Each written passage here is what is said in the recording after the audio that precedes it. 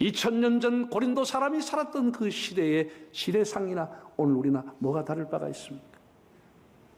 오늘의 사람들은 탐욕과 정욕이라고 하는 것이 영암처럼 들끓고 있는 이런 시대 속에 살아가고 있습니다. 이러한 경쟁사회와 물질 만능의 세속문화가 교회 안에 스며들어왔고, 우리는 이런 메커니즘을 성찰 없이 비판 없이 수용하게 됨으로써 오늘의 교회의 부작용이 생겨나게 되었다, 이렇게 보여집니다. 그 당시 고린도 사람들이 가지고 있는 철학 사상이라고 하는 것은 당연히 헬라 아테네 철학자들의 영향을 받았습니다. 철학하면 그리스 철학, 헬라 철학이 아니겠습니까? 그래도 그들은 철학을 가지고 살았습니다. 지금 우리 시대에 흐르는 사상이 뭡니까? 철학이 있습니까? 그래서 우리가 더 방탕하는 거예요, 사실은. 그들은 철학이 있었습니다. 예. 철학을 아주 쉽게 얘기하면 이원론을 얘기합니다. 형이상학, 형이하학이라고 그랬어요. 형이상학은 진짜, 이것은 참, 이것은 이데아 세계, 이렇게 얘기하고, 형이하학은 가짜, 그림자. 그래서 이 땅의 모든 살아가는 삶은 형이하학이라는 것이죠. 현상의 세계라는 겁니다. 사람이 이데아의 세계에서 쫓겨나와서 그 영혼들이 몸이라고 하는 감옥에 갇혀가지고 살아가는 삶을 세상으로 봤습니다. 그래서 이 땅의 삶에서 철학을 공부하고 철학의 길을 따라가면 몸이 감옥에서 벗어나서 이데아의 세상, 참된 세상으로 갈 수 있다. 이것이 철학의 가르침이 있습니다. 이 땅에 살아가는 이 가짜 그림자적인 삶, 이런 현상의 삶이 아니라 철학을 배우고 철학을 따라야 참된 이데아, 옳은 세상으로 복귀될 수 있다. 이런 가르침을 받고 살던 시대였습니다. 이런 철학 사상을 굳게 믿던 사람들에게 바울이 나타나서 예수 믿으면 구원받는다라고 하는 것을 전했을 때 어떤 반응이 일어났겠습니까? 예수 믿으면 우리 영혼이 이 죄 많은 감옥, 이 죄 많은 세상으로 몸으로부터 해방을 받고 다시 천국으로 이데아로 가는구나, 이런 생각을 하게 된 것이죠. 우리는 다시 예수 믿으면 이 몸의 죄악에서 벗어나서 이데아로 갈 수 있다. 그러니까 일부의 사람들은 별 무리 없이 받아들이게 됐죠. 문제는 이미 예수를 믿음으로 구원받았던 사람이 그 구원받은 증거로 방언과 예언과 은사를 가진 사람들이 이제는 우리가 영혼이 구원받았기 때문에 이 몸으로서는 무슨 일을 해도 상관이 없다는 생각을 갖게 된 것입니다. 이 몸을 가지고 쾌락을 하든지 음행을 하든지 우상의 재물을 먹든지 우리 영혼은 이제 자유하다. 이미 우리는 구원받았다. 이런 생각을 가지고 살았습니다. 그리고 부활이라고 하는 것도 몸의 부활에 바울이 말할 때 반론을 제기한 것입니다. 이 썩을 몸, 이 죄의 몸에서부터 해방되는 것인데 영혼이 부활하면 몰라도 왜 몸이 부활하느냐? 이건 받아들일 수 없다. 이런 반론이 제기됐습니다. 그런데 고린도 교회 안에는 이러한 고린도 본토인 유대인이 볼 때 이방인들만 살고 있는 것이 아니고 정통 유대인들, 팔레스타인 사람들, 디아스포라도 거기에 많이 살았습니다. 이 사람들은 수천 년 동안 자기들이 소위 말하는 음식의 정결법, 코셔법을 지켜 살아왔습니다. 아무리 배고프고 아무리 어려워도 음식을 정결하게, 입는 옷도 정결하게, 모든 것을 율법에 따라서 정결하게 살아오는 것을 수천 년 살아왔던 그들이 볼 때 이 뻔뻔스러운 인간들아, 예수 믿고 구원받던 네 멋대로 사냐? 이 더러운 인간들아. 이렇게 해서 교회 안에서 갈등이 일어나게 된 것이죠. 유대인들과 본토에서 예수 믿은 고린도인들이 이렇게 충돌하게 된 것입니다. 다 적개심을 가지고 서로를 공격하게 되는 이 더러운 인간들 공격하는 가 하면 한쪽에서는 우리 영혼이 해방받았다. 너가 지금 믿음이 없어 그런 거야. 이렇게 조롱을 하게 되는 것이죠. 이게 고린도 교회 안의 현실이었습니다. 이 내용이 고린도서에 나와 있는 것입니다. 그러니까 자연적으로 헬라 철학을 공부받았던 사람들, 유대인들이 충돌하게 된 것입니다. 빈부의 격차가 많았지만 이것도 매우 본문에 보면 충돌하게 됩니다. 제가 여러 주석을 봤는데 고린도 당시에 교인들 숫자가 그럼 얼마나 됐을까? 50명에서 60명 정도로 대부분 보고 있습니다. 100명이 넘어가지 않았다는 것입니다. 5, 60명이 모여가 이렇게 싸우고 지지고 뽑고 사도 바울의 속을 그렇게 썩인 거죠. 그 바울의 속을 썩였다고 하는 것이 우리에게 고린도 전후서를 남게 되게 만든 거예요. 그런 의미에서 참 고맙게 생각하죠. 5, 60명이 모여가지고 바울파, 베드로파, 아볼로파, 그리스도파 11명씩 나라가 파를 만들어가지고 얼마나 자기가 선호한 사람을 중심으로 공격하고 싸움했다는 거예요. 이게 고린도 교회의 모습이었어요. 네, 한번 읽어볼까요? 1장 11절 12절. 내 형제들아, 근로의 지편으로 너희에 대한 말이 내게 들리니 곧 너희 가운데 뭐가 있다고요? 분쟁이 있다는 것이라. 내가 이것을 말하거니와 너희가 각각 이르되 나는 바울에게, 나는 아볼로에게, 나는 게바에게, 나는 그리스도에게 속한 자라 한다는 것이라. 근로의 지편에 대해 이런 말이 들렸는데 교회 안에 네 파당이 생겼다는 거예요. 네 파당. 차라리 목사파, 장로파는 두 파인데 이게 네 파가 생겼다는 거예요.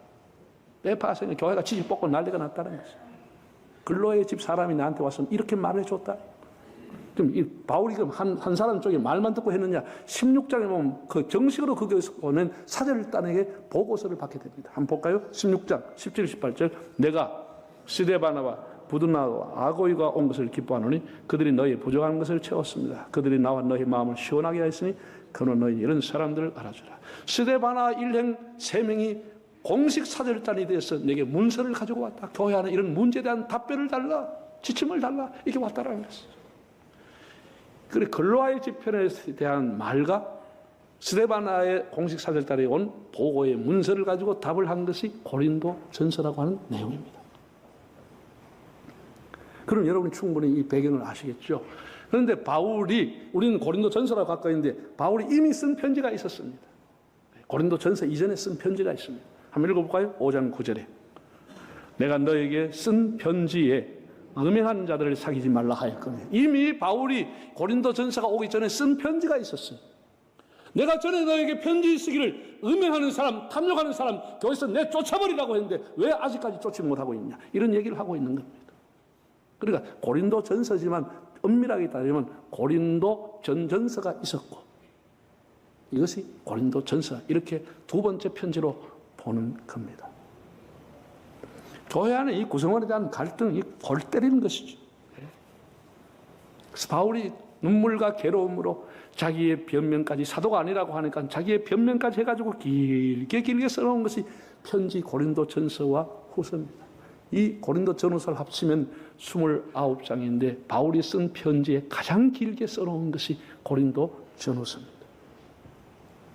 그 내용을 보면 너무 다양하게 되어 있습니다. 제가 이번에 처음에 설교 제목을 내가 만들었을 때는 이것이 교회가 맞나, 이게 설교 제목이었습니다. 그런데 이렇게 제목이 나가면 교인들이 의아해할 것 같아가지고 몇 번이나 고심하다가 제목을 고친 거죠. 세상에 이런 교회도 있나, 이렇게 또 바꿔봤다가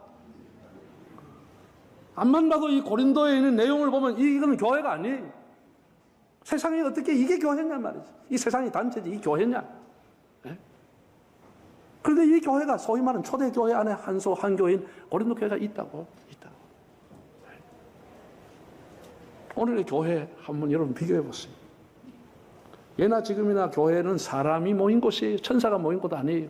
병원에 가면 환자가 득실거리듯이 교회 안은 죄인만 득실거리는 거예요. 그걸 알아야 교회 생활을 하는 거예요. 알아야 교회. 그래도 우리 교회가 이렇게 5, 60년도 아니고 이렇게 많은 사람이 모여가지고 7, 60년 동안에 싸움이 없고 분쟁과 파당이 없다고 하는 이게 하나님의 특별한 은혜인 것이죠. 50명 뭐 이렇게 속색이는데 얼마나 감사한지 몰라. 얼마나 감사한지 몰라. 저는 고린도전서의 내용을 보면서 참 바울이 설득하려고 너무나 애를 많이 썼다.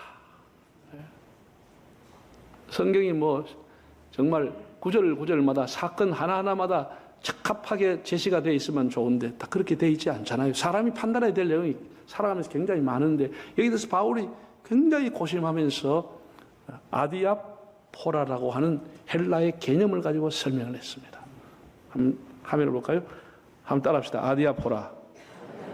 이 아디아포라라고 하는 것은 스토아 철학의 영향을 받아 형성된 개념인데 선도 악도 아니고 명령도 아니고 건면도 아닌 일종의 겉면이죠. 명령은 아니고 겉면인, 이 뜻은 무관심한 것, 별로 중요하지 않는 것, 대수롭지 않는 것, 이게 아디아포라라고 하는 뜻입니다.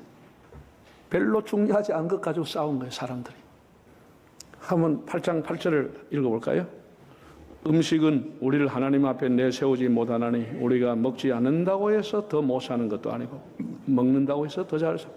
음식에 대해서 교회 안에서 막 부자들은 와서 먼저 먹고 가난한 사람 못 먹고 하니까 음식에 대해서 막 다툼이 있고 우상의 제물에 다툼이 있으니까 음식을 먹는다고 그 사람 잘 사는 것도 아니고 음식을 못 먹는다고 해서 못 사는 것도 아니니까 형편 따라 먹으면 되고 안 먹으면 되는 것 가지고 그 음식을 가지고 다투지 말아라는 것이죠. 갈라디아 5장에 보면 이렇게 말했습니다. 할례를 받아도 괜찮지만 할례를 받지 않아도 무방한 것이다.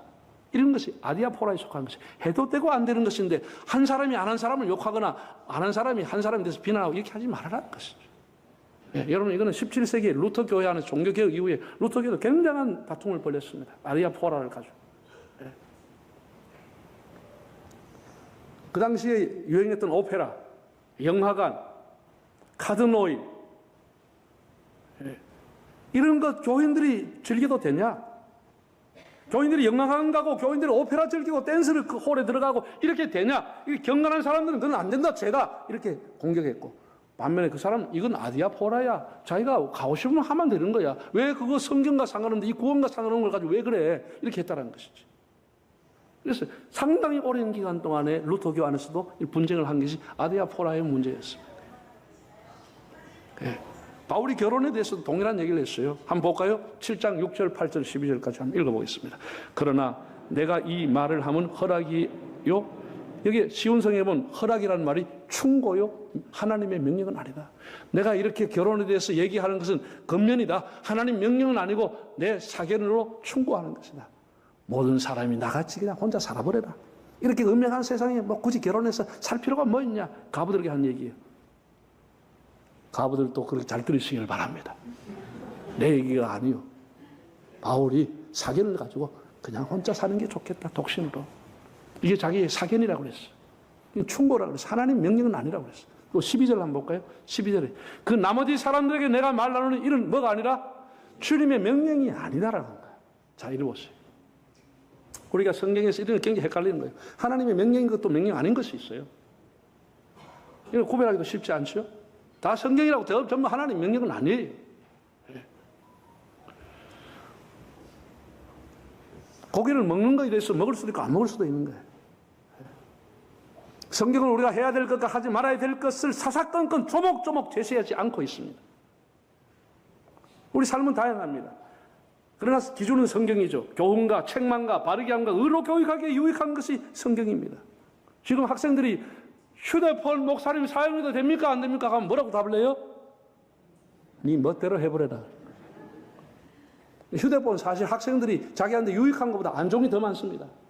다 안 좋은 것 본다고 밤새도 눈 빨갛게 보고 있는 거예요. 그런 새끼들이. 그럼 어떻게 하겠어? 휴대폰 자체가 무슨 죄악이에요? 그럼 사람들 뭐래요? 당구장 가면 됩니까? 안 됩니까? 목사님 골프하면 안 됩니까? 됩니까? 해도 돼요? 안 돼요? 네 알아서 해라. 그거지. 주일날은 하지 마라. 그런 거 아니에요? 그게 무슨 죄입니까?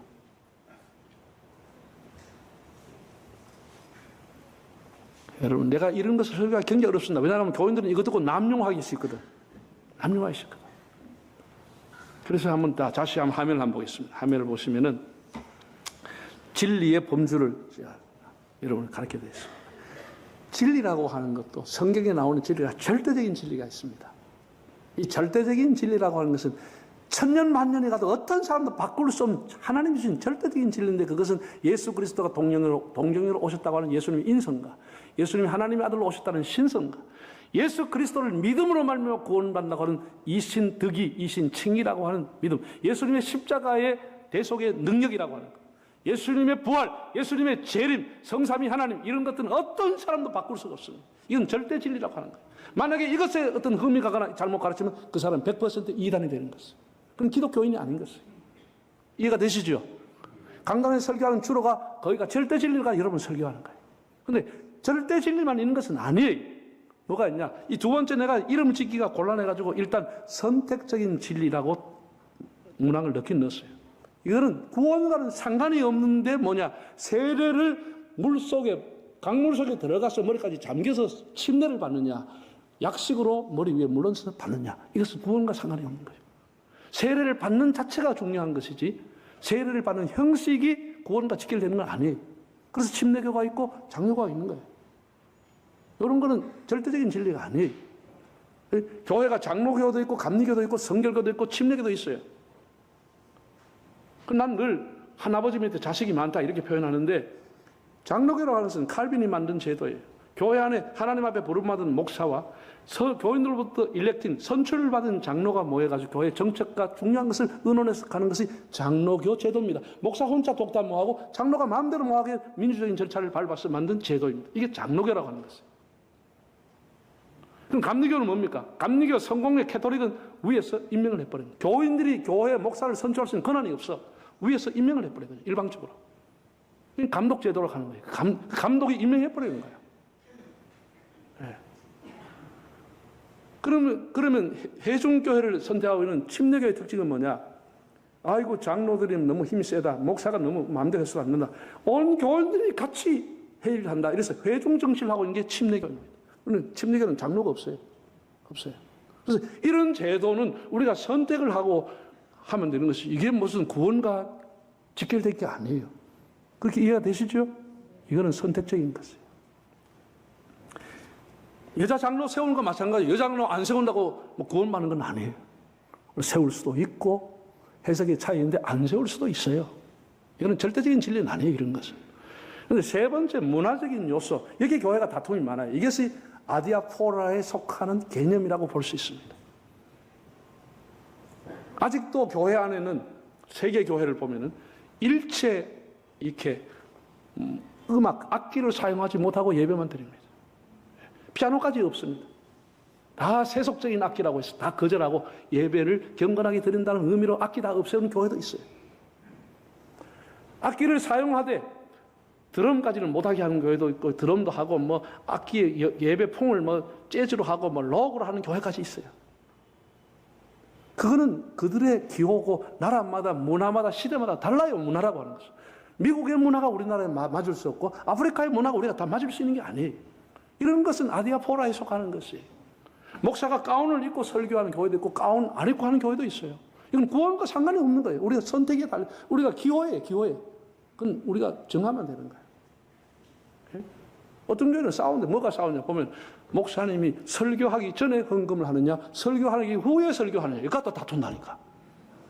그냥 정하면 따라가면 돼. 정하면. 이런 거 말이죠.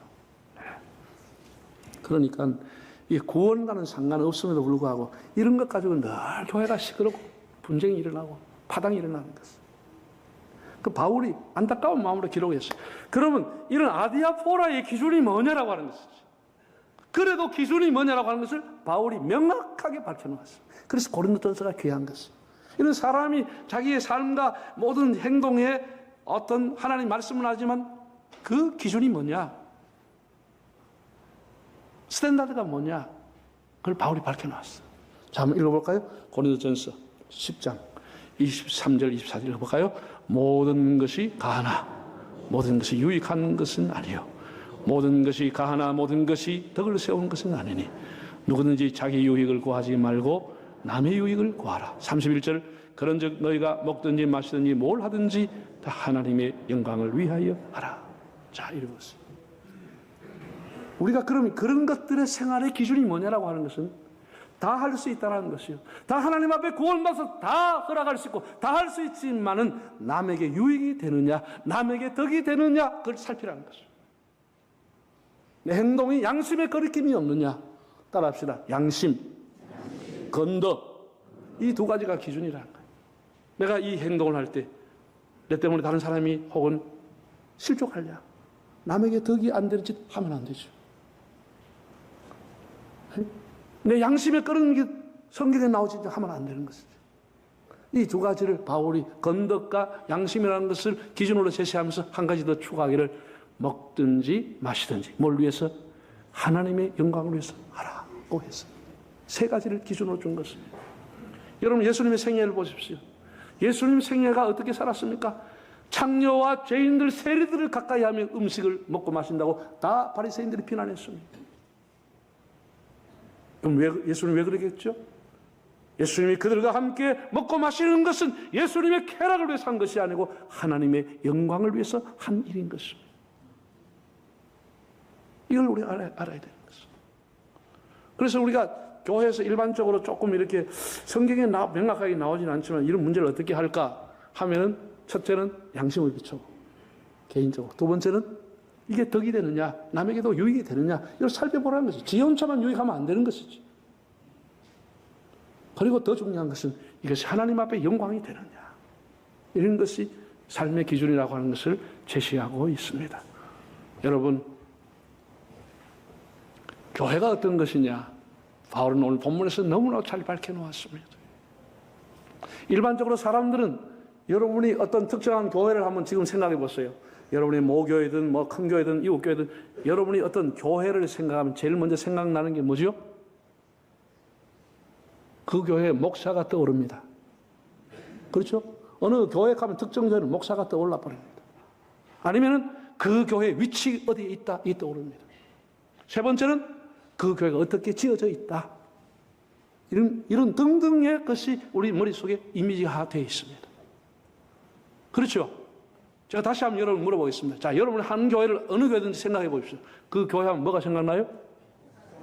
그 목사가 누구더라? 아니면 그 교회 유명한 연예인이 온다는 유명한 장로님이 떠올라버려. 사람이 떠올라버려. 그 교회 사람이.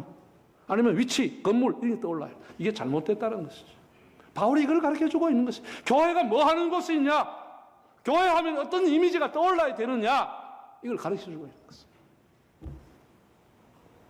예수 그리스도와 연결을 해야 된다는 것이, 예수 그리스도가 떠올라야 되지 사람이 떠오르면 안 된다는 것이지, 건물이 떠오르면 안 되고 예수 그리스도가 떠올라야 된다는 것이. 백양로 교회 하면 김태희가 떠오르는 게 아니고 거기에 하는 예수를 믿는 성도들이 생각나야 된다는 거예요. 예수를 믿고 예수의 이름을 부르는 사람들이 있는 곳이다, 이렇게 생각이 나야 된다는 것이죠. 그래서 제가 1장 1절에서 9절까지의 본문을 다시 여러분 성경을 보고 한번 읽어보겠습니다. 이런데 절절마다 바울이 그리스도라는 단어를 넣어놨습니다. 교회는 다 그리스도와 연결해야 된다는 거예요. 절절마다 넣어놨습니다. 이런 거 다 그냥 스치고 지나가는 거예요. 절절마다 넣어놨습니다. 한번 읽어볼까요? 하나님의 뜻을 따라 그리스도 예수의 사도로 부르심을 받은 바울과 형제 소스데네는 고린도에는 하나님의 교회 곧 그리스도 예수 안에서 거룩하여지고 성도라 부르심을 받은 자들과 또 각처에서 우리의 주 곧 그들과 우리의 주 대신 예수 그리스도 이름을 부르는 모든 자들에게 하나님 우리 아버지와 주 예수 그리스도로부터 은혜와 평강이 있기를 원하노라. 그리스도 예수 안에서 너에게 주신 하나님의 은혜로 말미암아 내가 너희를 위하여 항상 하나님께 감사하노니 이는 너희가 그리스도 안에서 모든 일 곧 모든 언변과 모든 지식에 풍족함으로 그리스도의 증거가 너희 중에 견고하게 되어 너희가 모든 은사에 부족함이 없이 우리 주 예수 그리스도의 나타나심을 기다림이라. 주께서 너희를 우리 주 예수 그리스도의 날에 책망할 것이 없는 자로 끝까지 견고하게 하시리라. 너희를 불러 그의 아들 예수 그리스도 우리 주와 더불어 교제하게 하신 하나님은 미쁘시도다. 바울은 고린도에 세워져 있는 교회, 하나님의 이름으로 거룩해지려는 성도들, 고린도에 있는 하나님의 교회, 늘 예수 그리스도의 이름을 부르며 살아가는 사람들, 이렇게 표현했어요. 예수 그리스도와 연결해야 교회가 되는 거 아니에요? 오늘 우리 교회가 어떻게 여러분에게 이미지화되어 있는지 모르겠습니다. 우리는 주님의 제자로서 주님을 따르는, 주님 앞에 거룩하게 하기 위해서 힘쓰는 성도들이 되기를 바랍니다. 고린도에 높이 세워져 있는 물질 문명 속에 세워져 있는 아프로디테 신전 속에 살아가면서 세속의 영향을 받으며 음란과 방탕 속에 살아가는 그들에게 하나님의 이름, 예수의 이름으로 거룩해지려는 성도들, 그렇게 되기를 소원했습니다. 오늘 우리의 삶이 어떤 일을 하든지 하나님을 영화롭게 하고 덕이 되고 본이 되고 우리 양심에 따라 살아가는, 그래서 고린도전서를 읽으면서 이 내용을 가지고 오늘 여러분 읽어보시면서 하나님 앞에 우리 영혼과 우리 마음이 새로워지기를 바랍니다.